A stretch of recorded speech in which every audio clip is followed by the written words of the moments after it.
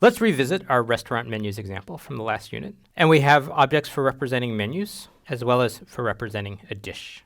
So here's some code we might use to define a dish class. We only have two methods. We've defined the init method, which takes name, price, and description, and assigns those to attributes of the self object. And we define the stir method, which turns it into a string. And I've used the string format method to do that.